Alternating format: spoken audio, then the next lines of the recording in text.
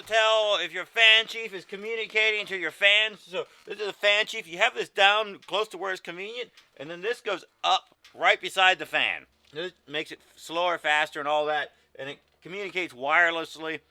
And if you're not sure if it's working, we'll tell you what to do. Step 1. Hit change settings and motor data. If you've got actual hertz, if you got a whole bunch of readings in here, most likely it's communicating. You go from one fan to the next, and the way to check is watch your bus voltage is actually the voltage inside the VFD, and that number is generally moving around. So if you want to know if it's communicating, just sit here and watch the bus voltage and these other numbers and see if they move around. If they move around, it's communicating, and if your fan isn't running, it's not due to not being able to talk to each other. So we're continuing on the path. If these are not moving, the next step you do is take the screws out of here. And there's lights inside here. There's three lights in here. The red one's the power light, and the other two are when it's hearing or when it's talking. This thing talks, and then the VFD responds back to the FanCheif. So the FanCheif sends all the queries out and gets a response. The fans, they never ask anything. The FanCheif always asks, and they only respond. So if the communication is great, these two little lights here, they always blink together.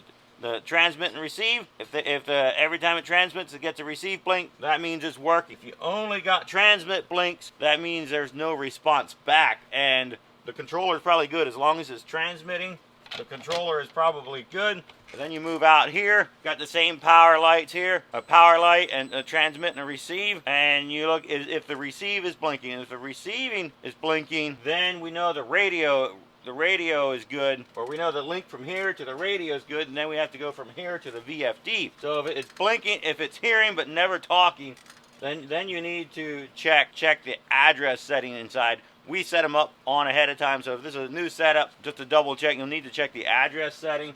If it's not getting any blinks, check your channel. There's dip switches. You can have 16 there's 16 possible channels. Just have to have all the switches in here the same combination that they are the switches on the radio in here.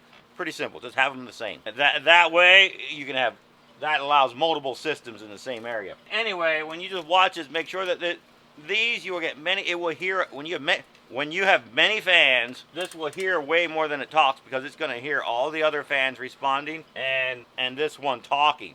So this one talks.